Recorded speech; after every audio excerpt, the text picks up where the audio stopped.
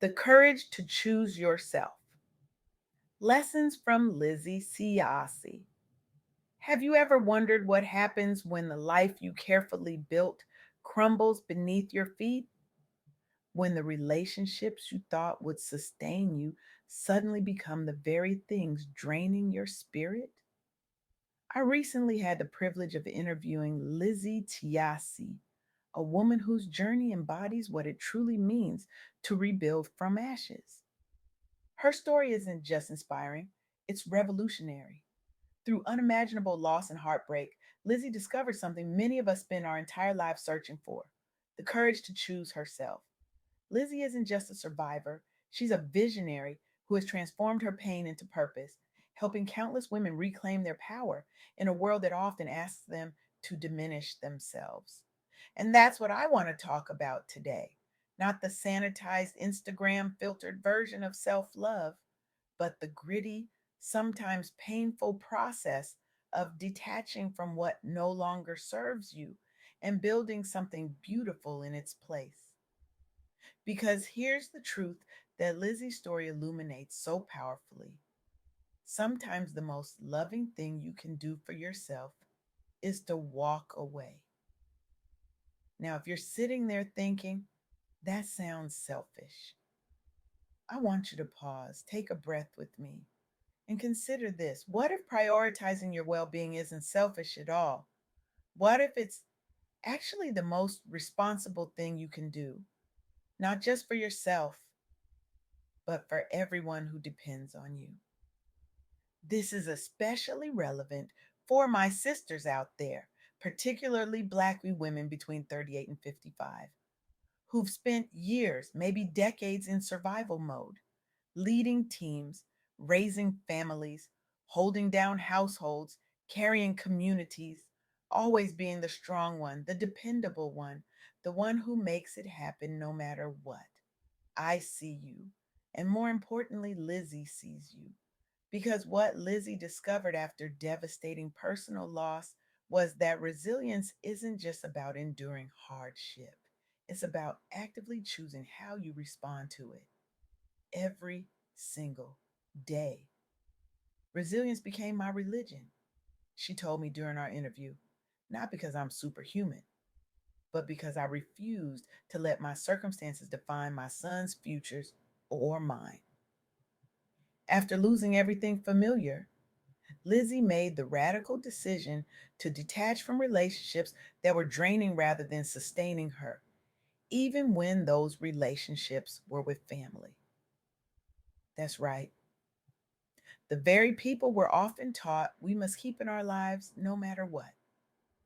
But here's what Lizzie understood: detachment can be an act of profound self love. And this isn't just Lizzie's truth, it's a pattern I've observed in countless women who've transformed their pain into purpose. Take Lisa Price, founder of Carol's Daughter. In the early 1990s, Lisa started mixing beauty products in her Brooklyn kitchen. As a Black woman entrepreneur without major funding or industry connections, she faced skepticism about natural hair care products for Black women. She struggled financially, nearly losing her home at one point, but Lisa persisted because she had a vision larger than her obstacles. She wanted to create generational wealth for her family. She leveraged community support, selling at local flea markets and churches.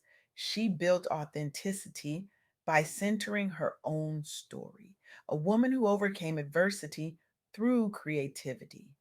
The result? Carol's Daughter became nationally recognized after Oprah featured it on her show in 1998. In 2014, L'Oreal acquired the brand. Lisa transformed homemade beauty products into an iconic brand that paved the way for other Black owned businesses in mainstream retail. Like Lizzie, Lisa understood that building a life you love takes grit, and it's worth it. Or consider Minda Harts, author of The Memo. Minda navigated corporate America as one of few women of color in leadership roles. She experienced microaggressions, lack of mentorship and isolation common among underrepresented professionals.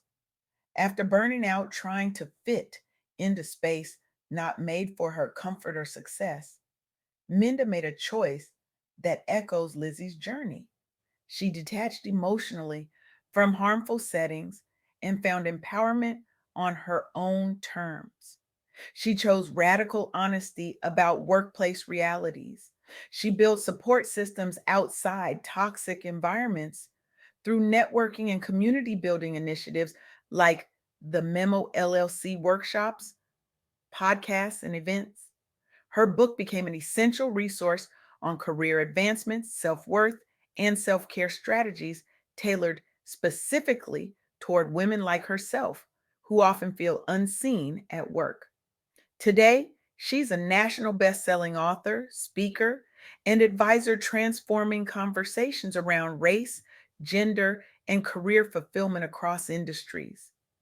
Minda helped thousands reclaim agency over their careers by modeling boundary setting, detachment, and self prioritization, just as Lizzie did in her personal life. And then there's Tiffany Aliche, known as the Budgetnista. Tiffany lost her job during the recession and suffered devastating financial setbacks, including foreclosure and homelessness. Like Lizzie, Tiffany started over alone with little more than determination and grit. But she transformed pain into purpose by using her lived experience to educate others via free online challenges, books, and social media content. She built the Budgetnista brand, reaching millions globally with practical tools and resources. Her mother's wisdom became her guiding light. No one will save you but yourself. Tiffany authored the New York Times bestseller, Get Good with Money, and advocated successfully for state level legislation mandating financial literacy education in New Jersey. She empowered entire communities, especially single mothers, to rewrite their stories financially and emotionally. These women, Lisa, Minda, Tiffany, and Lizzie, all demonstrate a profound truth. When you commit to creating a life aligned with your values and dreams, every struggle becomes part of your triumph. But let's be honest, this journey isn't easy.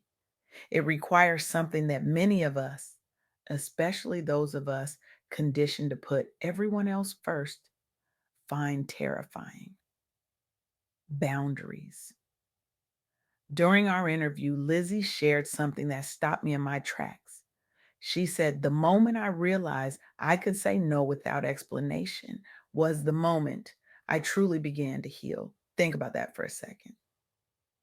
How many times have you said yes when every cell in your body was screaming no?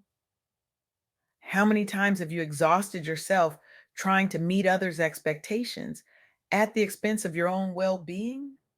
This is where the real work begins. This is where we transition from constantly grinding to finally grounding in joy, peace, softness, and self prioritization. Because here's what Lizzie's journey teaches us: dropping the superwoman cape isn't weakness, it's a radical act of self love. Learning to say no without guilt isn't selfish, it's necessary for survival. And protecting your peace isn't luxury, it's essential maintenance. Now, I know what some of you might be thinking. That sounds nice, but my situation is different. I have responsibilities. People depend on me. I can't just walk away. I hear you. And so would Lizzie. She had two young sons depending on her when she made the difficult decision to rebuild her life from scratch. She wasn't running from responsibility, she was running toward a healthier version of it. Because here's the truth: you cannot pour from an empty cup, you cannot lead from a place of depletion, you cannot love fully when you're running on fumes. Sometimes the most responsible thing you can do is to prioritize your own well being. so that you have something substantial to offer others. This isn't about abandoning your commitments, it's about honoring the most important commitment of all, the one to yourself. So, where do we go from here? How do we apply these lessons from Lizzie, Lisa, Minda, and Tiffany to our own lives? I want to offer you a challenge. This week, take inventory. Identify just one relationship or environment that drains rather than fuels you, and take concrete steps towards setting boundaries or letting go entirely. Maybe it's saying no to that committee you joined out of obligation. Maybe it's limiting contact with the family member who always leaves you feeling diminished. Maybe it's finally admitting that the career path you've been on no longer aligns with who you've become. Whatever it is, remember this: boundaries aren't walls, they're bridges to a more authentic life. And detachment isn't abandonment, it's making room for what truly matters. And as Lizzie told me, every time I let go of something that wasn't serving me, I created space for something that could help me thrive. This is what choosing yourself truly means. It's not about aesthetics or trends, it's about a spiritual, emotional, and mental recalibration. It's about unlearning survival mode and rediscovering softness. It's about reclaiming the joy, rest, and freedom you deserve without guilt, without apology, and without explanation. I stand before you today with an urgent truth.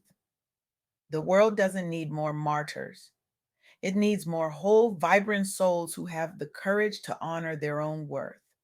So I challenge you, no, I dare you, to make the radical choice to prioritize yourself. Not tomorrow, not when things calm down, not when everyone else's needs are met, but today, right now. Because every time one woman chooses herself, she creates a permission slip for countless others to do the same. Every time you set a boundary, you create a ripple effect that changes not just your life, but the lives of generations to come. The revolution we need won't be televised. It will happen quietly in a million small moments when women like you and me say, enough, I matter too. Let Lizzie's courage become your own. Let her resilience fuel your resolve. Let her wisdom guide your choices. The path to freedom begins with a single step, the step where you turn toward yourself with the same fierce love and protection you've always given to others. Your future self is counting on you to be brave today, and so am I. Thank you